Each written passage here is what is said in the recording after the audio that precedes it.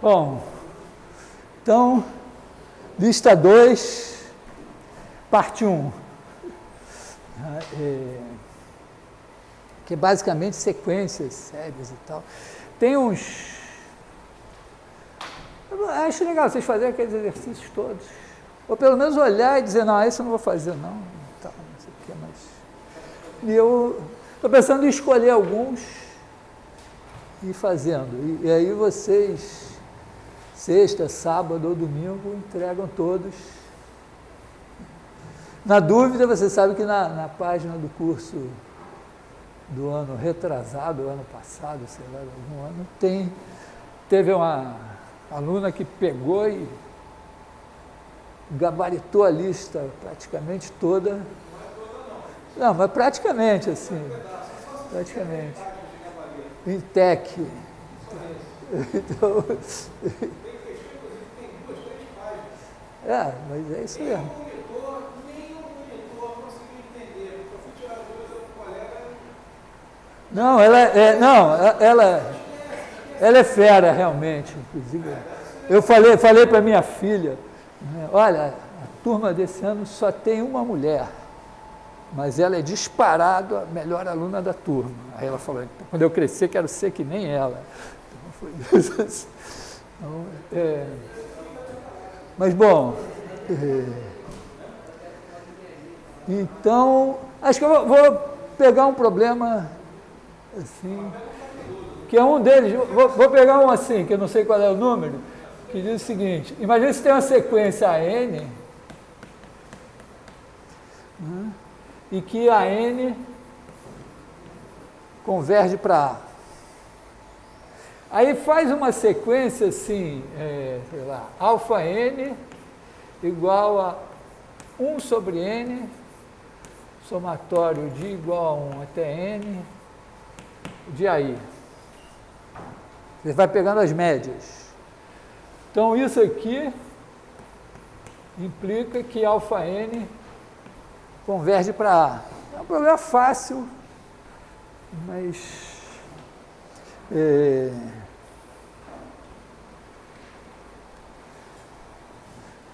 Quer dizer, porque é claro que uma sequência N, o fato de ela convergir para A, não significa que os 1000 primeiros termos vão estar perto de A. Então, você começa fazendo as médias, elas vão estar longe de A. Mas vê se nós estamos de acordo. A partir de um certo ponto, todos estão perto de A. Então, quer dizer, se o N for bem grande, a gente pode pegar assim, né? A1 mais A2 mais a N divide por N.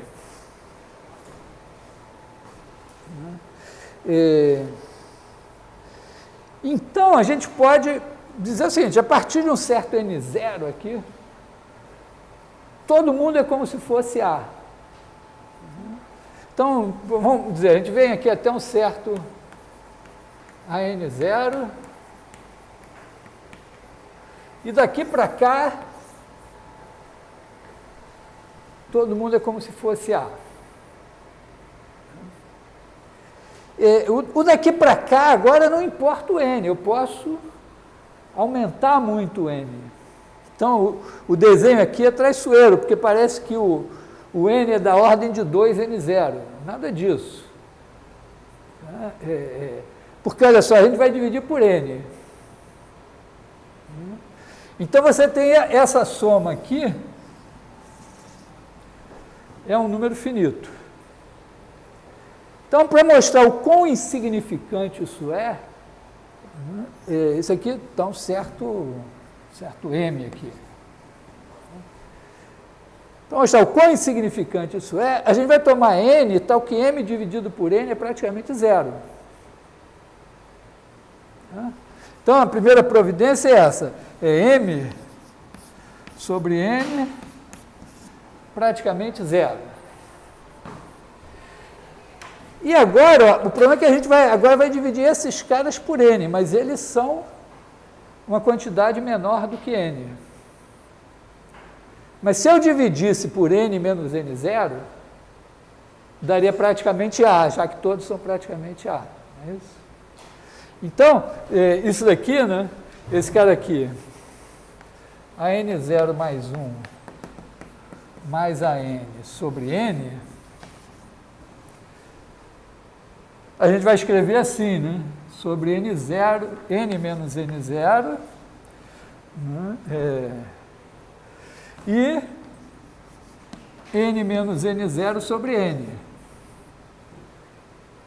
Porque agora, como esses caras são todos quase iguais a A, isso daqui, qualquer que seja o n grande, isso daqui é praticamente A. E se o n for bem grande, isso aqui é praticamente 1. Então, isso é a nossa estratégia. A gente vai escrever essa soma como isso dividido por n, mais isso dividido por n. Agora a gente vai tomar um primeiro n0, né, um n0 tal que, para n maior que n0, isso tudo, todos esses caras são praticamente A. Vai tomar um n1, tal que isso daqui, a partir de n1, isso praticamente 0. E um n2, o n2 quer dizer, um n2 tal que a partir de n2, isso aqui seja praticamente 1. E aí, agora pegando n maior do que isso ainda, maior que cada um dos três, a gente vai ter, isso daqui vai ser uma coisa que é praticamente 0, mais uma coisa que é praticamente A, vezes uma coisa que é praticamente 1. Está clara a estratégia? A estratégia eu entendi. Agora, como é que eu posso garantir que o n0 não depende do n? Não. Porque esse é Não, não é o n0 que tem que depender do n. Porque o n, ele está livre para crescer. Então, o que eu preciso é de um n0 que me garanta o seguinte, que isso daqui é praticamente 1. Esse primeiro n0, na verdade é assim, né? Eu tenho um primeiro n0 que garante que esses aqui são todos próximos de A. Depois eu tenho, então eu tenho n0, tal que n maior que n0 implica a n menos A menor, sei lá, vamos dizer que eu dei um epsilon maior que 0. Então, isso aqui menor, sei lá, que epsilon sobre 3.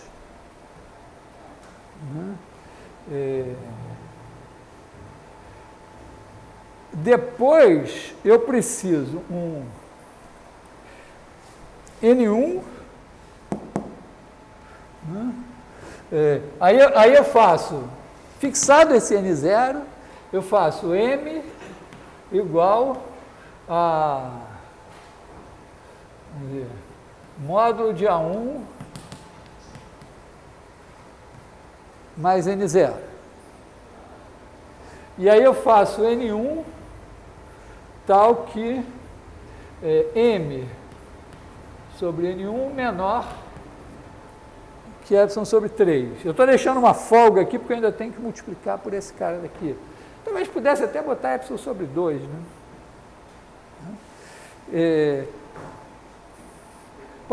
Acho que eu posso botar aqui epsilon sobre 2, porque agora eu quero multiplicar esse daqui. Então, ó, se n for maior que n0, essa parte daqui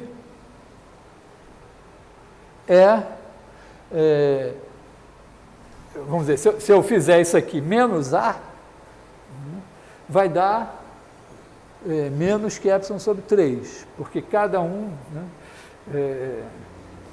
certo? Então, tá, quer dizer, quando eu fizer isso menos A, eu boto n menos n0a sobre n menos n0, aí pego cada um dos a's, boto aqui, e aí cada uma das diferenças é menor que epsilon sobre 3, então eu tenho n menos n0 diferenças, mas dividido por n menos 0, n menos n0.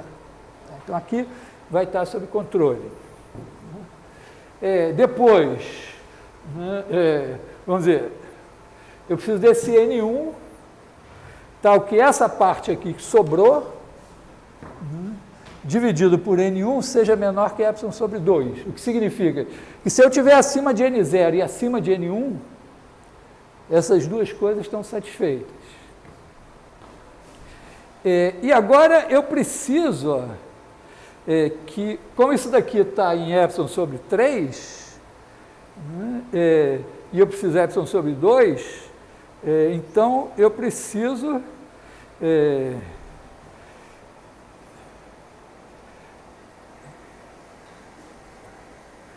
que eu preciso?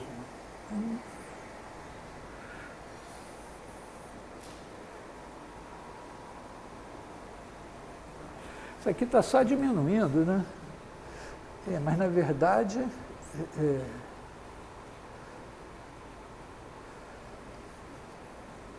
porque esse número aqui é menor do que 1. Será que ele me atrapalha? Vamos escrever, então. Vamos fazer vamos botar a estratégia por escrito agora, né? Então, a gente pega, seja epsilon maior que 0 fixado. O meu professor que me ensinou isso, ele dizia, seja epsilon maior que 0, arbitrário, porém fixo. Então, é um cara qualquer aqui, né? Então, o que nós queremos? Queremos achar n epsilon, tal que n maior que n epsilon implica A1 mais AN sobre N menos A menor que epsilon.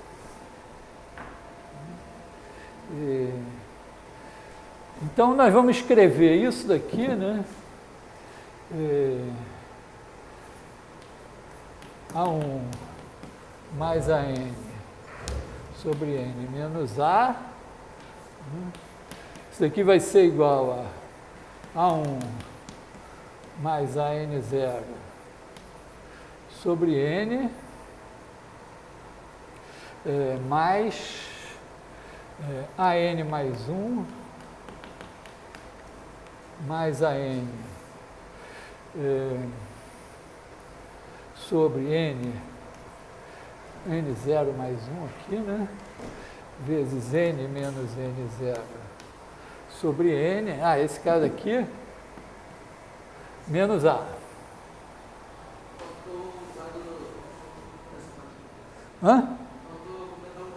Olha aqui, né? Bom, então a minha ideia é o quê? Que isso aqui vai ser próximo de 0, isso daqui vai ser próximo de 1, e essa diferença aqui vai estar próxima, isso aqui vai ser próximo de A. Bom, então, a primeira coisa, a gente pode escrever isso aqui, isso é menor ou igual que A1 mais AN0 em módulo sobre N, mais essa parte daqui.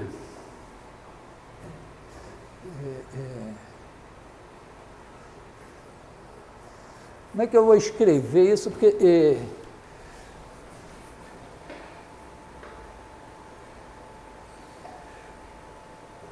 eu gostaria de escrever aqui, quer dizer, não gostaria de fazer assim, mas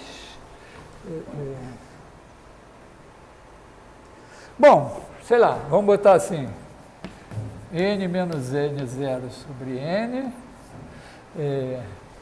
aí eu vou ter aqui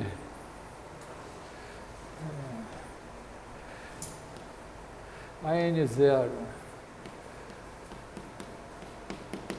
Não sei se o que eu estou fazendo é a melhor ideia, né? E aqui eu vou ter que botar menos A vezes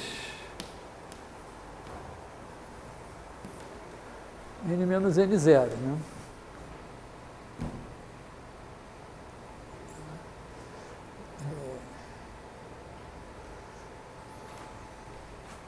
Bom, talvez aqui... Bom, esse daqui está tranquilo, né? Esse daqui, razoável. Você também pode botar o mod e tirar o denominador para fora daí, né? Botar o mod só no denominador, tá? Mas o problema é que aqui eu tenho N menos N0, cara. Se eu ficar com N vezes A, aí fica ruim para mim, né? Então, talvez eu tenha que fazer, né, esse cara daqui, né, escrever ele assim, como A,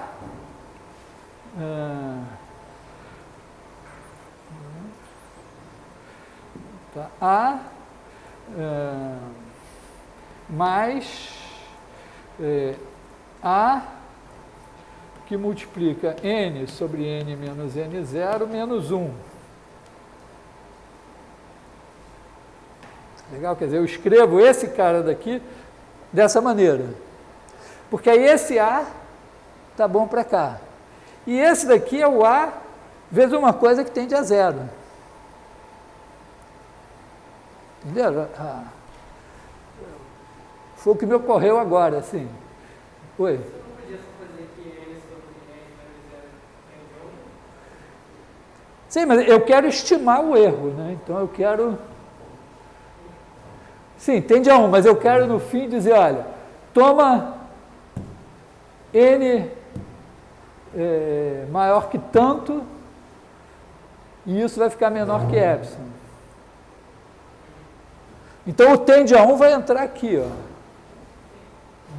Ele vai aparecer, mas ele vai aparecer mais explicitamente, né?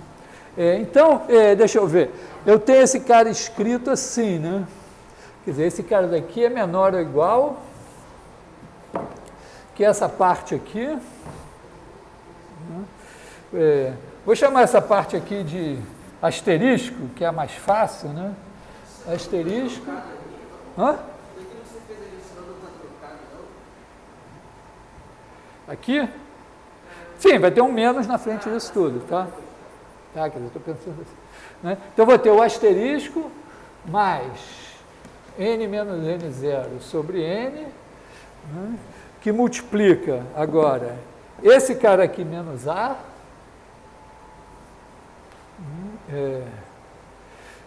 A, N0 mais 1, mais a N, sobre N menos N0, menos A, vou botar assim, mais,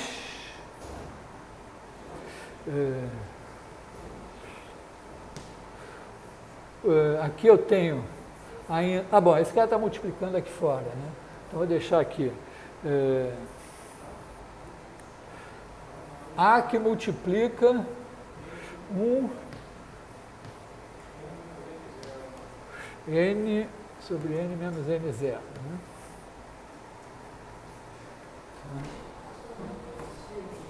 Hã?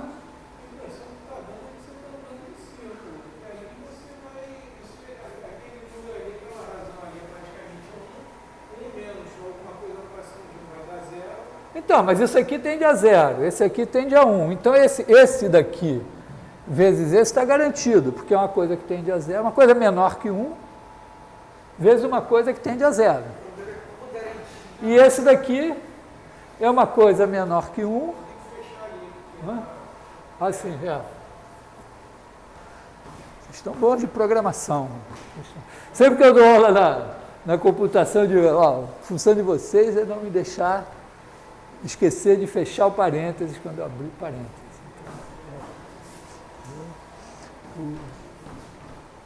Eu sou...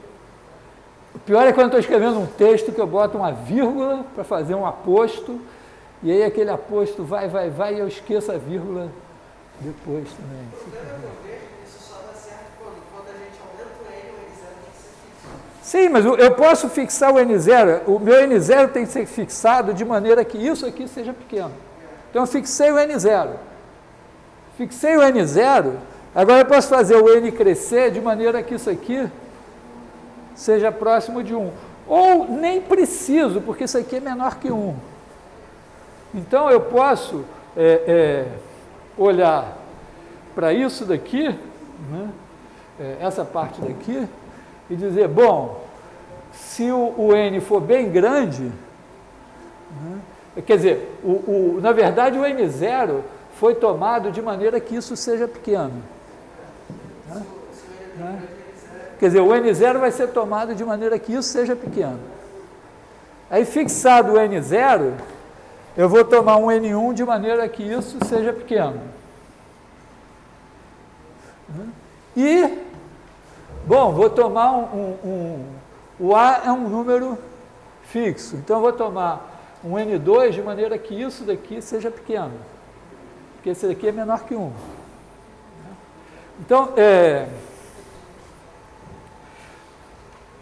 Então, bom, isso aqui Bom, posso apagar isso aqui e deixar só o asterisco aqui para não me esquecer dele, né?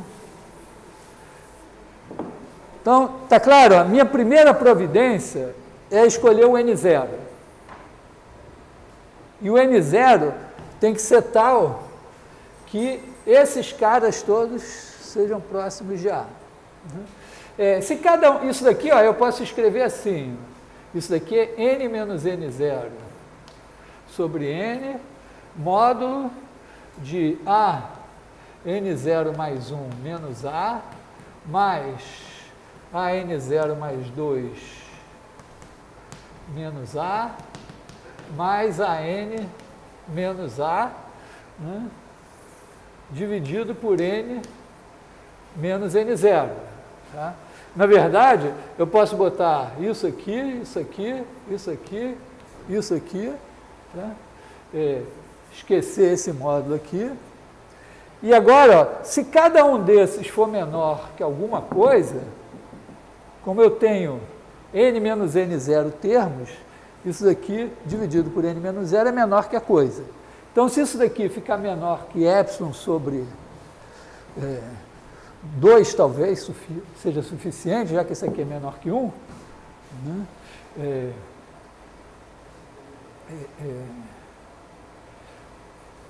Estranho, por que é?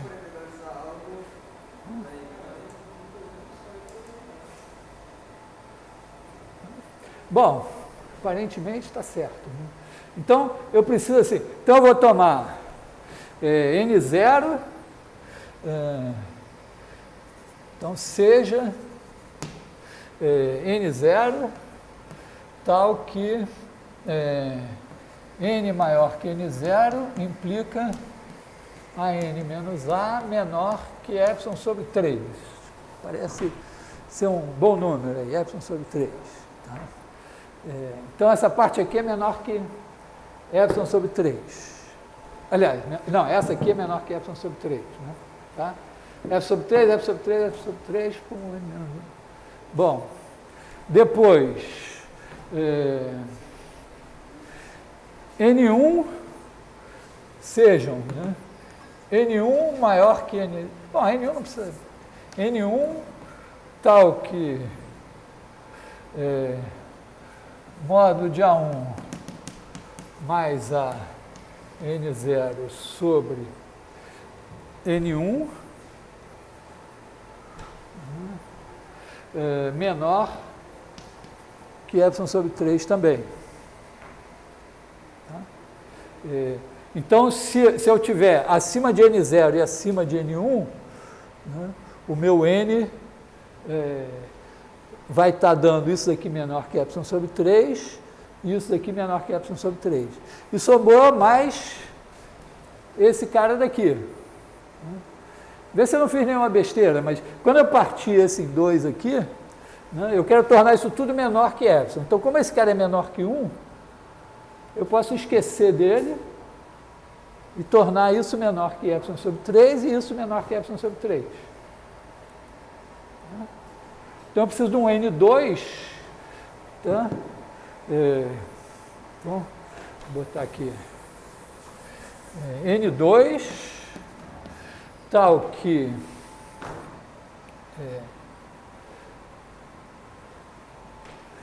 isso daqui cresce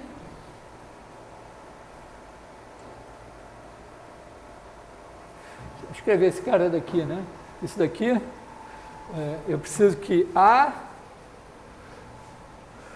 vamos dizer, eu preciso que N maior que N2 implique que isso daqui, que é módulo de A,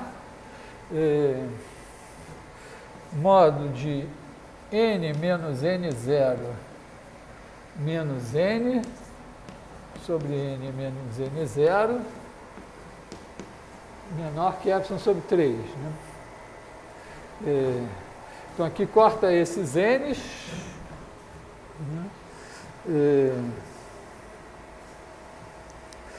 Bom, então, na verdade, né, isso aqui, eu posso escrever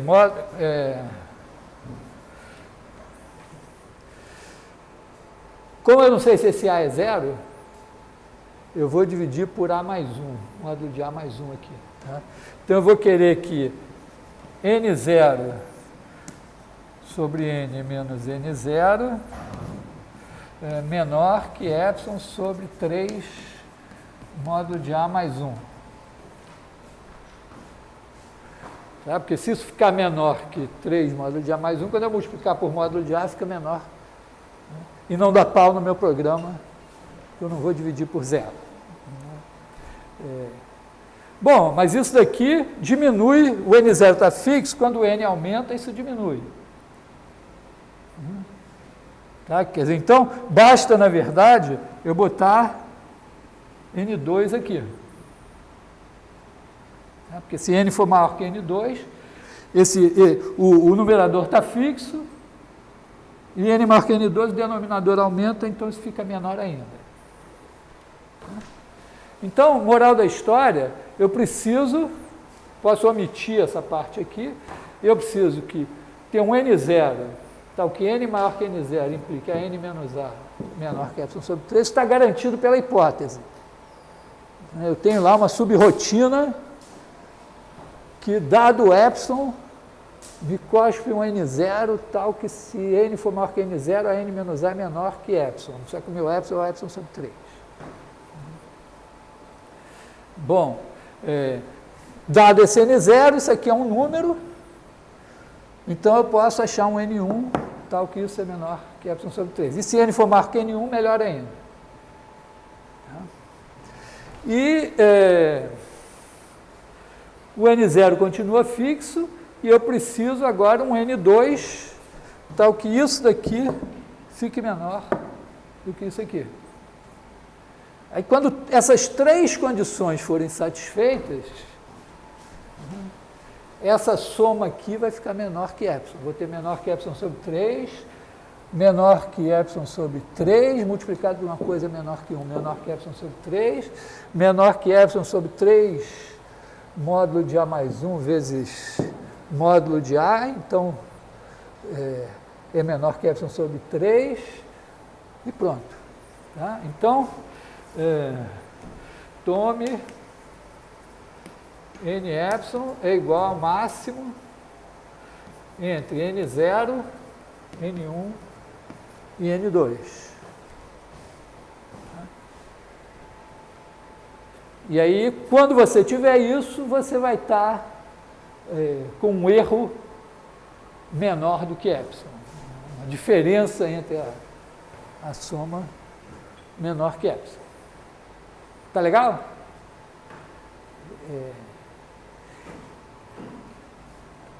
Acho que é relativamente fácil, vamos ver, não sei, depois que o professor fala, sempre É fácil, né? Mas é relativamente... tem uma primeira ideia que é importante, né? Que é muito importante, na verdade, quando você está trabalhando com uma sequência, com uma série, né? Não importam... Imagina, assim, eu estava vindo no carro pensando assim, imagina sei lá, o comprimento da galáxia, alguma coisa assim.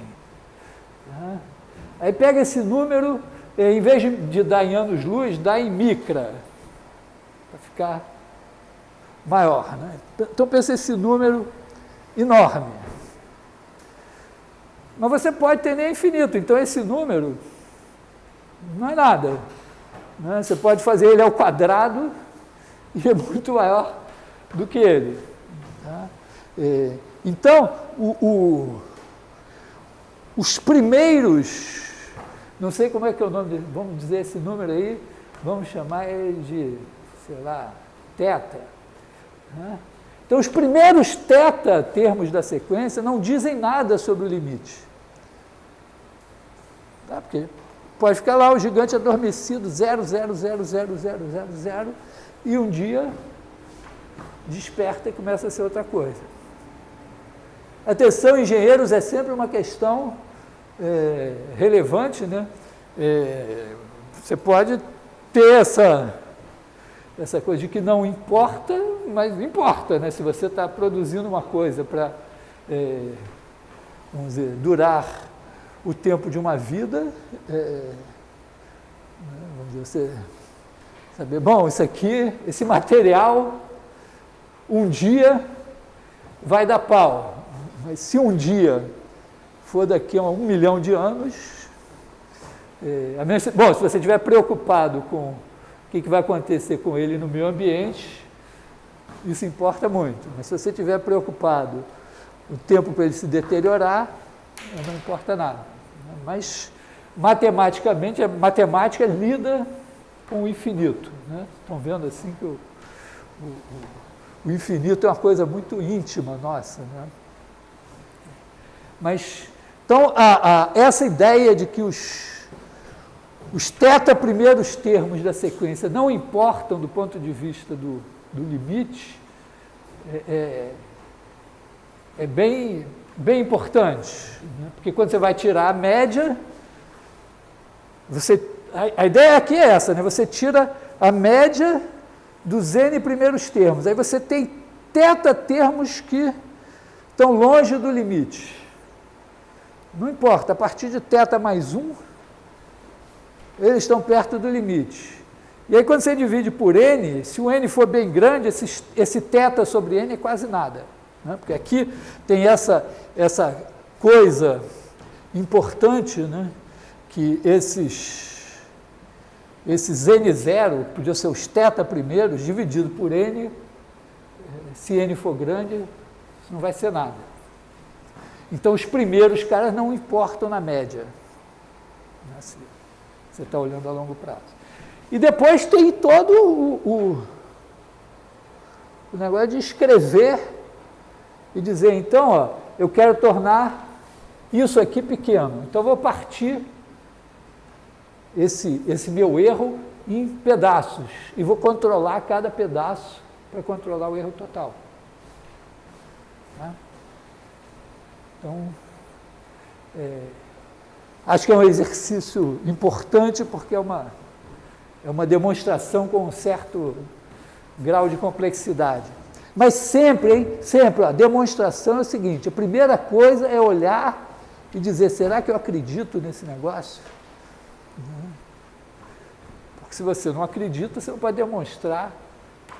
Só advogado que faz isso. Né? O advogado tem que defender qualquer causa. Né? Então, mas você tem que acreditar e depois você tem que procurar entender o que faz aquilo funcionar. Né? O seu argumento central. E aí você vai construir, né, uma sinfonia, às vezes, um concerto.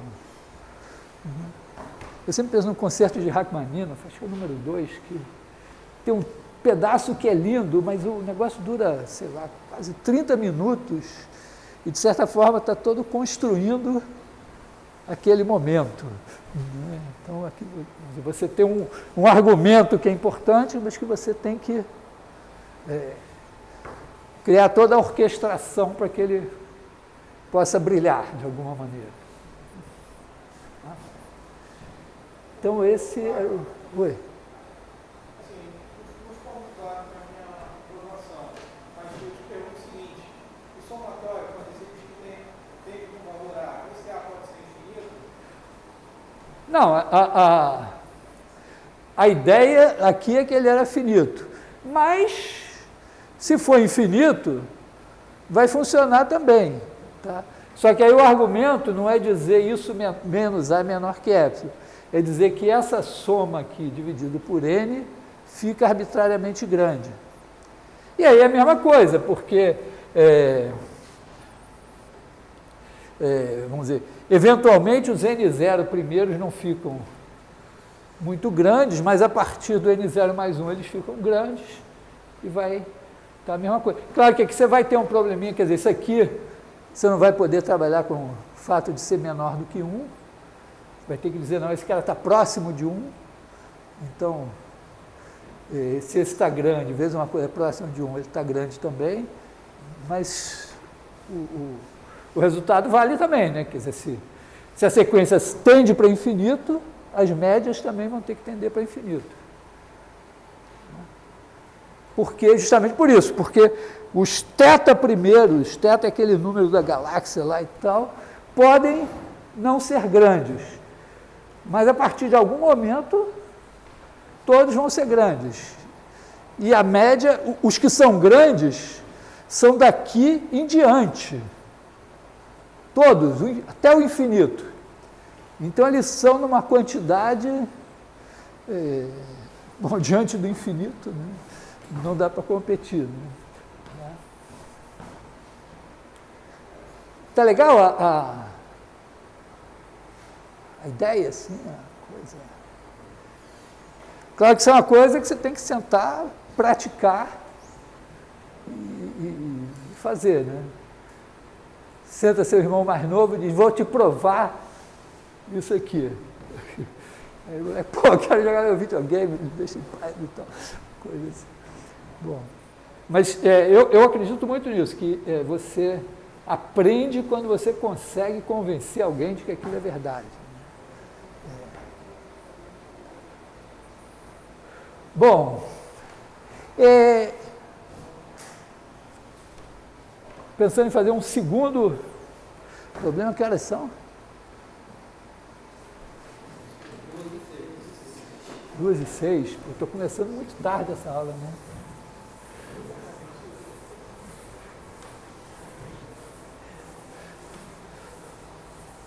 Estava pensando em dar um intervalo, mas já dei um intervalo antes da aula.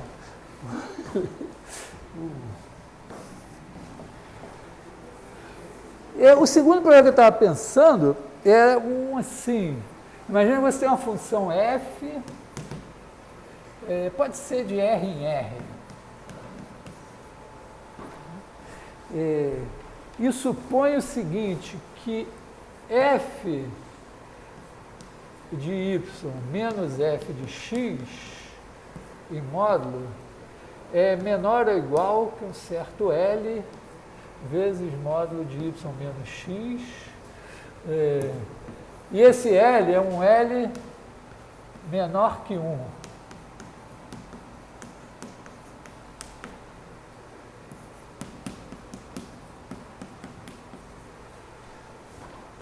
Então, a função encolhe as distâncias.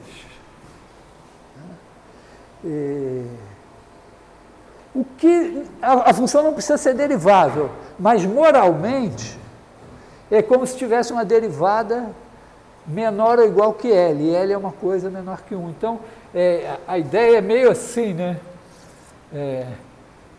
A função faz assim, mas ela não pode crescer muito. E aí, se você pegar, digamos, você pega o zero aqui, dá para ver isso, que se você pegar f de x igual a x, tem que cortar. Quer dizer, se você pegar um cara aqui, ele está abaixo de x, então você vai andando para trás, você vai achar um ponto que corta. Se você está aqui, está acima de x, tem um cara que corta. Mas esse resultado é um resultado muito geral, ele não vale só em R, não. Então, vou dizer assim, qual é o... Então, vou dizer assim, então, existe um único x,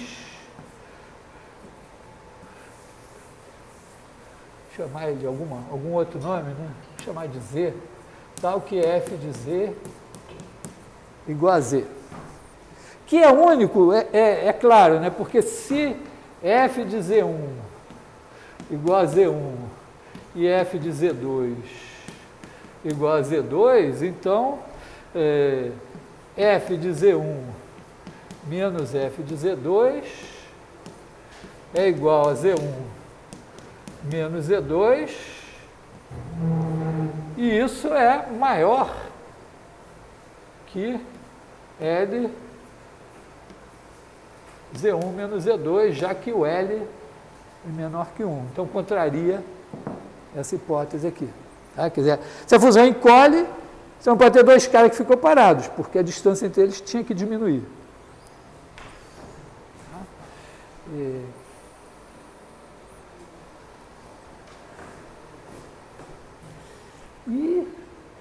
Eu gosto de pensar nesse problema, em vez de pensar de R em R, pensar de R2 em R2.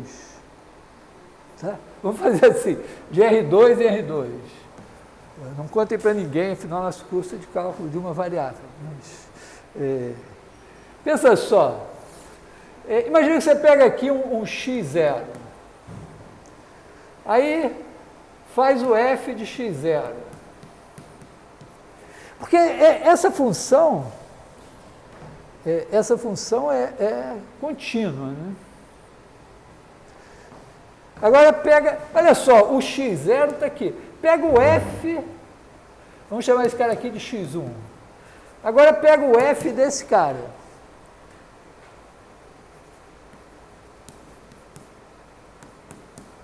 Isso aqui não pode. Porque, olha só, esse é o x0, esse é o x1. Esse é o f de x0, esse é o f de x1. Tinha que encolher. Então, não pode acontecer isso, né? Quer dizer, o f de x1 tem que ficar menor. E agora esse cara vai ter que encolher se eu fizer aqui o f de x2 igual a x3. Então, você repara, você tem um cara, aí anda, aí tem que andar menos, e essa diferença está tendendo a zero. Bom, mas quando você está somando 1 sobre n,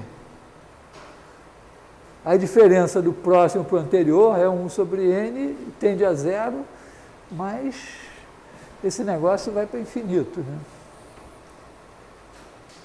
Mas olha só, esse negócio está encolhendo numa PG, né? Dominado por uma PG. Então, na verdade, a soma desses tamanhos aqui, né? Vamos dizer, se aqui tem um tamanho alfa, isso daqui é menor que L alfa. Aliás, eu vou mudar para ser sugestivo, né? Vou usar um número mais sugestivo, né? Vou usar Q aqui, né? Já que eu estou vendo uma PG, tá certo? Então aqui eu tenho Q vezes alfa, aqui eu tenho menos do que Q2 vezes alfa, etc.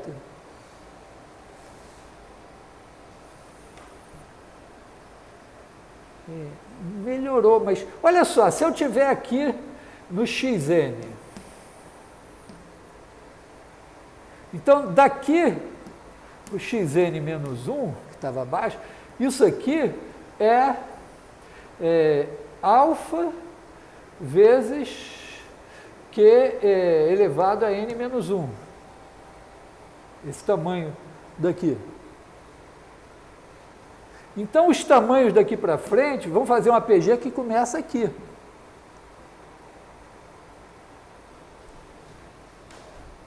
Estou percebendo o seguinte, ó. Esse cara daqui eu posso, se eu pegar N grande, isso aqui é bem pequenininho. E agora os que eu vou somar são uma PG que começa nesse cara. Então, os próximos caras vão estar todos próximos. Eu estou enxergando uma sequência de Cauchy aqui. Porque, olha só, se eu agora, digamos assim, aqui eu tenho, vamos pensar assim, estou aqui no N0, vou fazer aqui xn0, xn0 mais 1. Então, esse tamanho daqui é menor que alfa que n0. E agora, se eu fizer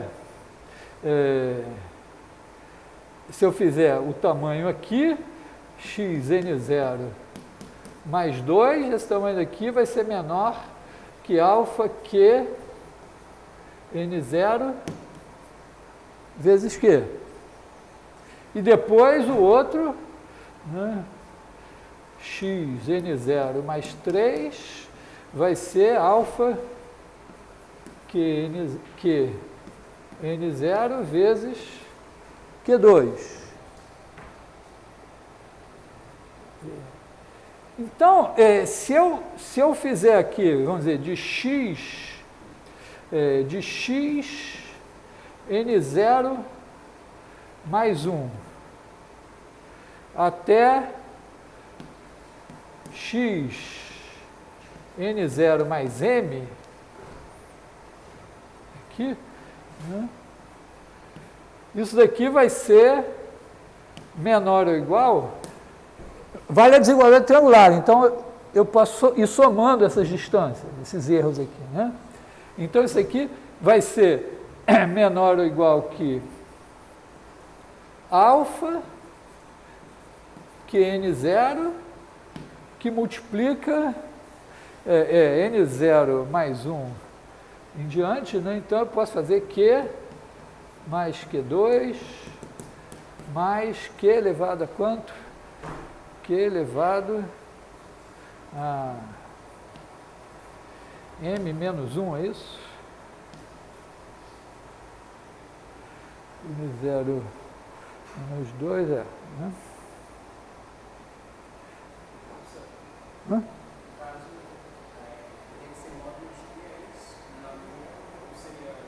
Não, Q tem que ser positivo, né? Porque tem essa desigualdade aqui. Tá? Mas eu fiz de propósito. Eu pensei. Eu pensei nisso, quer dizer, o Q, como aqui é maior ou igual, eu não preciso dizer que ele é maior que zero.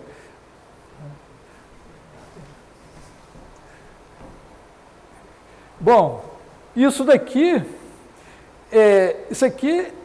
é limitado pela soma da PG, né? Então,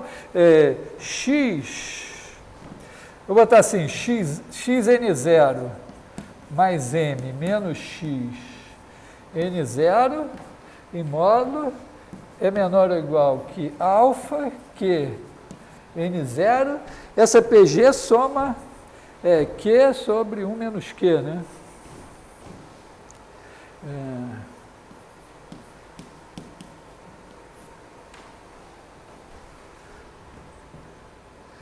Bom, mas alfa vezes q sobre 1 menos q é um número fixo. Oi? Você fez ali na esquerda, você botou n0 mais m? n0 mais m. Porque aí aqui era n0 mais 1, né? Aqui era n0 mais 1. Aqui era n0 mais 1, n0 mais 1. Tá? Eu só inverti para botar esse, tá? Quer dizer, na verdade, né? Se eu botasse n0 mais m1 e n0 mais m2 aqui, né, o que está em jogo aqui, na verdade, eu podia fazer o seguinte, né, x N0 mais M1 menos X N0 mais M2, teria essa mesma limitação e alguma coisa aqui que seria menor ou igual que a soma da PG. Então, isso aqui também seria menor. Na verdade, é menor, né? Porque menor ou igual, mas cada um é menor. Então, eu posso botar o menor aqui. É menor que alfa Q sobre 1 menos Q vezes Q elevado a N0. Se M1 e M2 são maiores do que zero. Ou seja, na verdade, se eu pegar NM, se eu botasse NM aqui, ia dar a mesma coisa. Tá? Então, o que eu estou concluindo, né, é que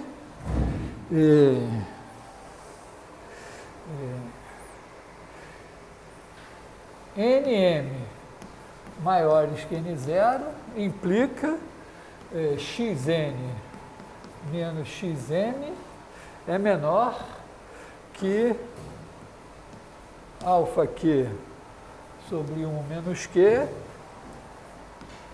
elevado a N0. Então, esse número é fixo, esse número é menor que 1, eu posso tomar N0 suficientemente grande, de maneira que isso aqui fique menor que epsilon, se eu der um epsilon qualquer. Isso está me mostrando que para todo epsilon maior, quer dizer, então eu posso mostrar o seguinte, que para todo epsilon maior que zero, existe N0 tal que isso aqui.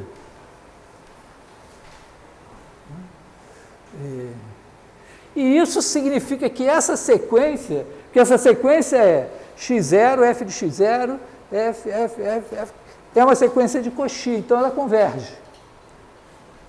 O fato de ser no plano, é sequência de Cauchy, olhando para a distância no plano. Mas a distância entre dois pontos no plano é maior ou igual que a distância da primeira, que a diferença das primeiras coordenadas, e é maior ou igual que a diferença das segundas coordenadas. Então, se a sequência dessas distâncias é de Cauchy, se essa sequência é de Cauchy, no sentido dessas distâncias aqui, a sequência da projeção aqui é de Cauchy, a sequência da projeção aqui é de Cauchy, então a primeira coordenada é de Cauchy, a segunda coordenada é de Cauchy, agora eu estou em R, a sequência de Cauchy converge. Então, essa converge, então essa converge. Então, eu estou produzindo uma sequência que converge. Quer dizer, e, na verdade, o x0 não depende. Então, olha só o que eu provei. Né? Provei o seguinte.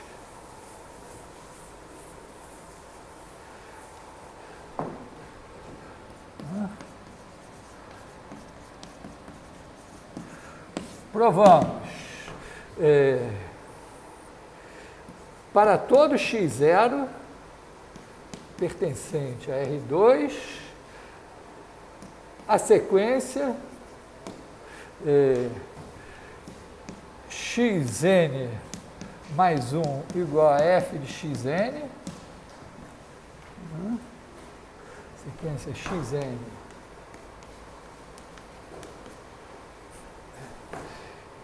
é de Cauchy. Portanto, converge. Então, você tem a sequência assim, x0, x1, x2, etc., converge para um certo número que eu vou chamar de z. Agora, se eu fizer, como a função é contínua, se eu pegar f de x0, f de x1, f de x2,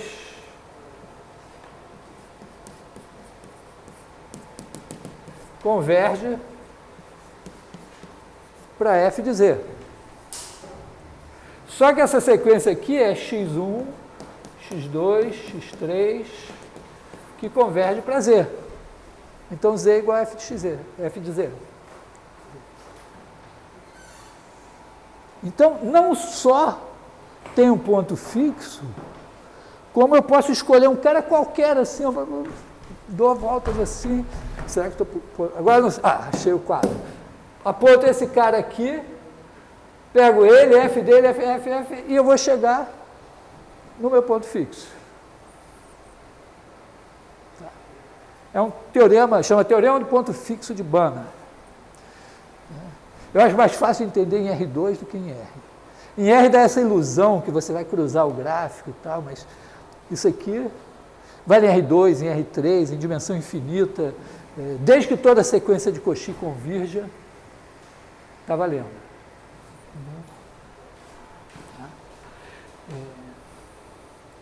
Então, é um teorema poderoso, né? Você cria uma... Porque é muito comum isso, né? Você cria uma... Você tem um problema e você cria um algoritmo que dá a solução inicial e vai melhorando, e assim uma função, o próximo passo é a função do anterior. Né? E você quer que isso convirja. Se a sua função satisfizer essa hipótese aqui, beleza.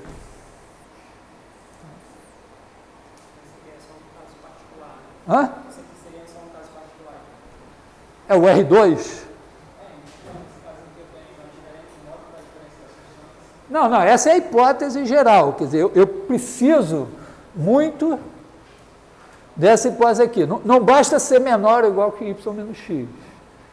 Tem que ser menor ou igual que um certo cara menor do que 1, vezes y menos x.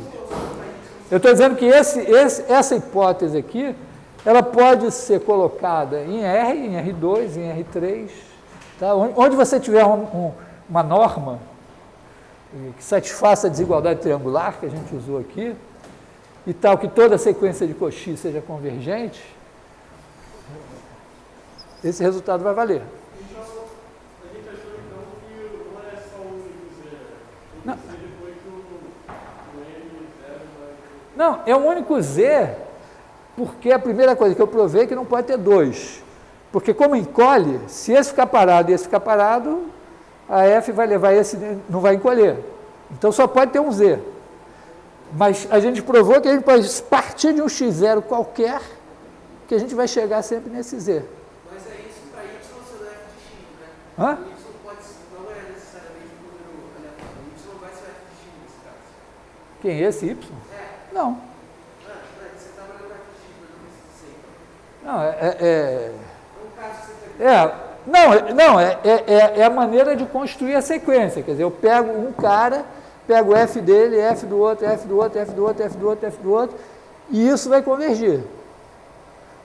Mas a hipótese é que, bom, se eu pegar um cara aqui, o F dele está assim. Tá.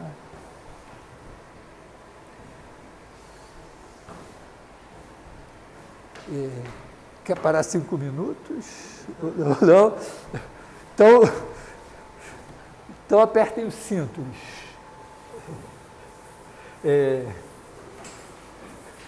Vamos dizer, o primeiro problema que eu peguei é dos 10 primeiros. O segundo, esse agora, está lá no meio.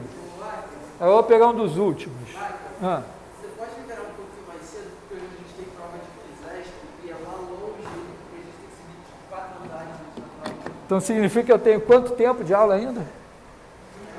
Hã? Até as 3 você tem meia hora, mas para a gente chegar lá seria, sei lá, uns 15 minutos. 15 minutos de conjunto de Cantor. Hein? Tá? Conjunto de Cantor.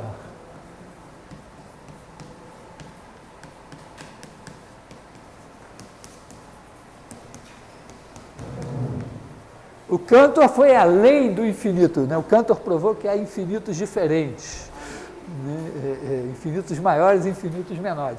Então, o conjunto de Cantor é uma ideia muito simples. Você pega o intervalo 0, 1 e tira, aqui você pega 1/3, 2/3 e apaga esse pedaço, deixa as pontas. Aí agora você pega aqui 1/9 2 nonos, pega aqui 7 nonos, 8 nonos e apaga aqui também. E assim você vai tirando 1/3 de cada um dos intervalos remanescentes. Então, a cada passo, né, você vai ter, passo 0 você tem 1 intervalo, passo 1 você tem 2 intervalos, passo 2 você tem 4, né, você dobra o número de intervalos. Então, a cada passo, né, a cada passo sobram passo K, 2 elevado a K intervalos. E eles medem 1 sobre 3 elevado a K. Medindo cada um. O 0 é o 0,1 mesmo. Cada um 1 sobre 3 elevado a K. Então, vamos ver, você tem então o conjunto K índice N, né? Ele é dado assim, né? K0 é igual a 0,1, né? E o K índice N mede, quanto que ele mede? Eu tenho 2 elevado a K vezes a medida de cada um desses aqui, que é 1 sobre 3 elevado a K, que é 2/3 elevado a K, o K, aliás, K índice K, né?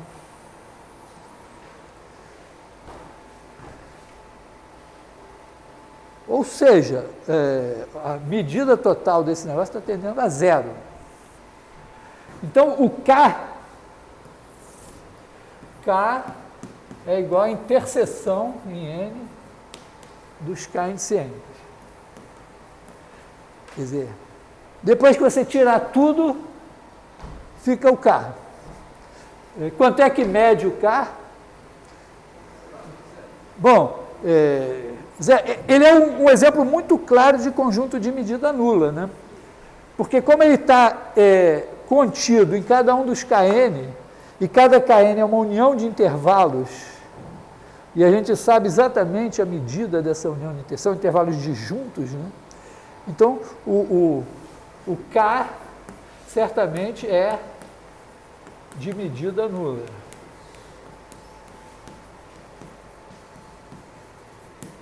Bom, será que tem alguém no K? Não é porque ele é um conjunto de medida nula. Quantos elementos tem o K? 0? 2? 18? Infinitos?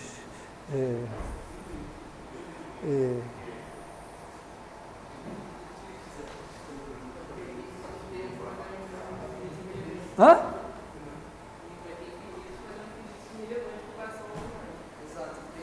É um infinito pequeno, né? Vamos ver. A gente pode representar os elementos de K. Hã? Bom, do ponto de vista da medida, ele tem medida nula. Ele é pequeno. Mas a gente já sabe que os racionais são um conjunto infinito de medida nula, né? Então, né? Mas olha só, quando eu pego aqui o intervalo 0, 1, imagina que eu escreva os números na base 3. Base 3. Então, esse cara é o 0, esse é o 1, esse é o 0,1, esse é o 0,2. Né? Quer dizer, aqui é 1/3, aqui é 2/3.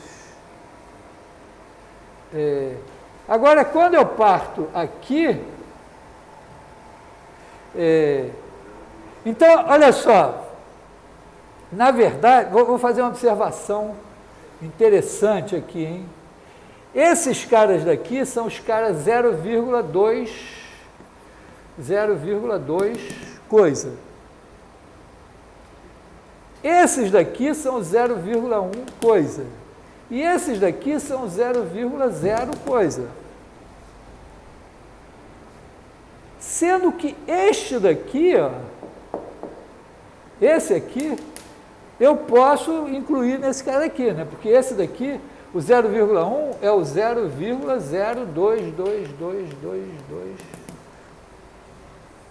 na base 3. Né?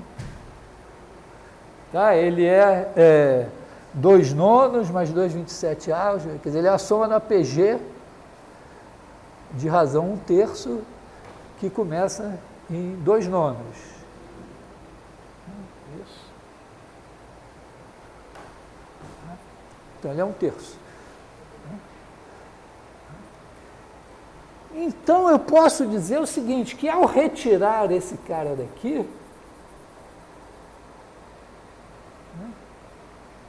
eu retirei os caras da forma 0,1, quer dizer, os caras que precisam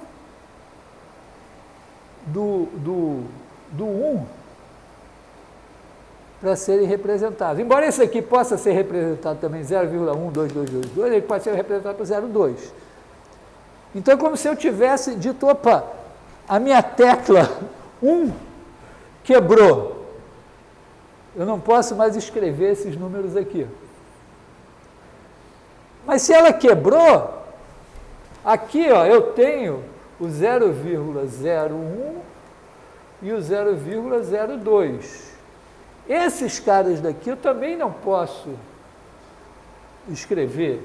E aqui, 0,21, 0,22, 20 é a maneira, obviamente, estou pronunciando palavras inglesas com sotaque brasileiro. Tá? Então, aqui, assim. E assim por diante. Então, na verdade, eu posso dizer o seguinte, olha, o conjunto de Cantor é o conjunto dos números que eu consigo expressar na base 3 se tiver quebrado a minha tecla 2, sem usar o algarismo 2. Ou seja, eles são as sequências 0,2002, a tecla 2 na tecla 1, né? 0, 2, 2, 2, 0, 0, 2, 2, 2. Tá? São esses caras. E quantos caras tem aqui?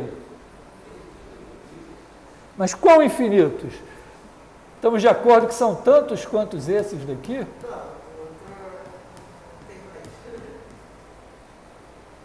Só que esses na base 2 são todos. Então, os caras que tem no conjunto de Cantor são tantos quantos tem no intervalo 0,1.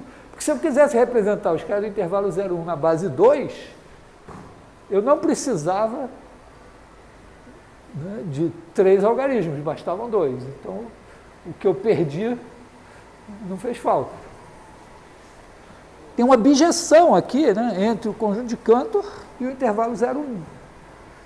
E, obviamente, o intervalo 0,1, né, a gente pega aqui os reais, pega o intervalo 0,1, faz ele assim, ainda se dá o luxo de jogar fora o 0,1, bota um cara aqui no meio, faz isso assim, né? E você tem uma bijeção dele com os reais. Então o conjunto de Cantor tem tantos elementos quanto o conjunto dos reais. Ele não é um infinito tão pequeno assim. Tá? Aliás, o Cantor também, meio pensando nessa ideia, ele mostrou que o conjunto dos reais é não enumerável. É não enumerável, quer dizer, você não pode fazer uma sequência dos números reais. O conjunto dos números reais tem mais elementos realmente que o conjunto dos naturais. Não é porque, a gente já viu que não é porque está contido, o conjunto de Cantor está contido no conjunto dos reais e tem o mesmo número de elementos que os reais. mas o conjunto dos reais tem mais elementos que os naturais. E é um argumento assim também bobinho, né? Então, primeira coisa, entenderam isso? Quer dizer, o conjunto de Cantor a gente constrói e vai tirando, e no fim você nem sabe se sobrou alguma coisa, porque aquilo tem medida nula.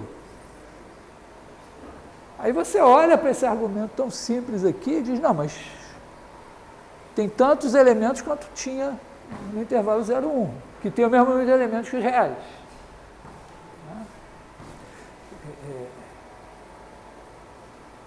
Bom,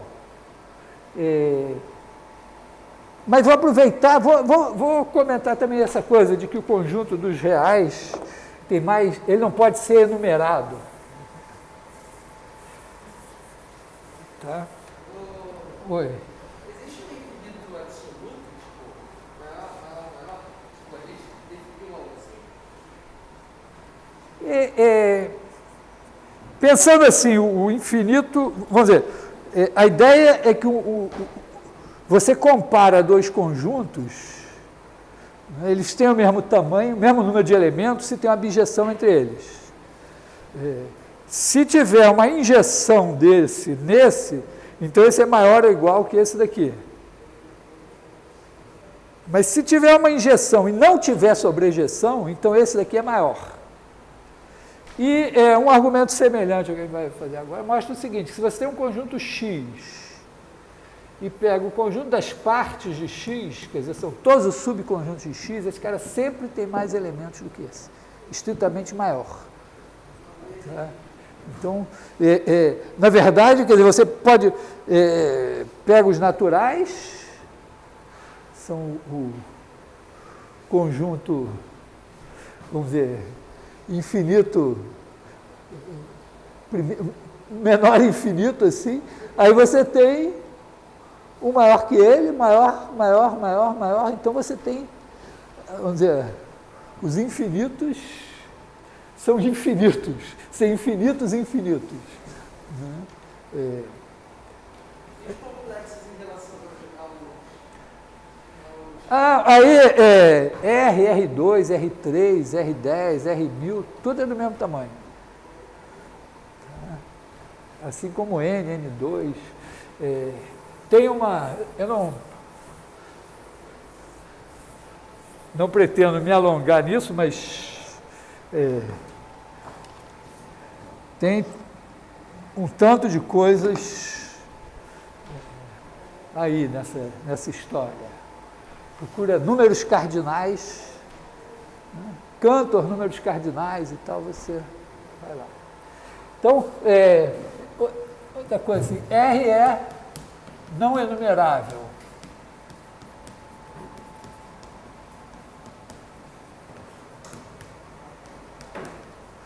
Vamos mostrar uma coisa mais simples assim, né? Vamos pegar o intervalo 0,1. Em vez de pegar o intervalo 0,1, pega as sequências 0,1, 0, 0, 1. Pensa o intervalo 0,1, os pontos do intervalo 0,1 como escritos como sequências assim. Tá? E aí, então, digamos que esse cara daqui é o A1, aqui tem um A2, que é 0,0110, etc. O A3, 0, né? E tem uma maneira de você dizer, olha, mas tem um cara, o argumento é meio... tem alguns detalhes a consertar, mas ele é bom para, vamos dizer, para mostrar que o número de elementos de X é menor, o conjunto das partes de X, é o mesmo argumento. Pensando aqui, olha só, eu vou produzir um elemento A da seguinte maneira, o A vai ser 0, coisa. Como o A1 tem 1 aqui, para garantir que o A não é o A1, eu vou botar 0 aqui. Como o A2 tem 1 aqui, eu vou botar 0 aqui, eu já garanti que não é o A2. Como o A3, sei lá, tem 0, 0, 0, 0, 1 e tal, então na terceira ele tem 0, então eu vou botar 1 aqui. Então, eu vou simplesmente olhar para a diagonal aqui assim, e vou dizer, pega esse cara 0, aqui, e troca onde tiver 1, bota 0, onde tem 0, bota 1, você vai produzir um cara que não é nenhum desses. Então, significa que se você pudesse enumerar o conjunto dessas sequências... Hã? Pois é, não poderia... Quer dizer, se você fizer uma função dos naturais nesse conjunto de sequências, sempre tem um cara que não está na imagem. Como, vamos dizer, aqui eventualmente tem duas sequências representando o mesmo número aqui. Então, de certa forma, aqui teria mais elementos do que o intervalo 0, 1. Então, bom, quer dizer, se você pudesse enumerar o intervalo, o intervalo 0, 1, você poderia enumerar esse porque você, eventualmente, você partiria cada par de representações no número em dois, sei lá, joga um para os pares, outros para os ímpares, uma coisa assim, e daria também. Então, e quando você faz o conjunto das partes, é mais ou menos uma coisa assim, você vai construir um cara que não é nenhum dos caras assim, porque um subconjunto de x, né, um subconjunto de x pode ser pensado assim, né, como uma função de x, é 2 elevado a x, na verdade é uma função de x no 0, 1. E que cada elemento de x, ele ganha 0 se ele estiver fora do subconjunto que você está pensando e 1 se ele estiver dentro. E aí você mostra que essa função, vamos dizer que se você fizer uma função no conjunto das partes, por um argumento semelhante a esse, você mostra que sobra alguém. Aliás, podem pensar nesse probleminha. Tá? Com essa ideia aqui, provar isso daqui. Quer dizer, ou seja, se f de x em p de x, dizer, nenhuma f de x em p de x é sobrejetiva. Tá? Você sempre constrói um conjunto aqui que não é a imagem de ninguém. Tá? Então, o conjunto de Cantor está na lista 2 também. Acho que é problema de, sei lá, 17, 18, 19. São 20 probleminhas. O 20 é a função zeta.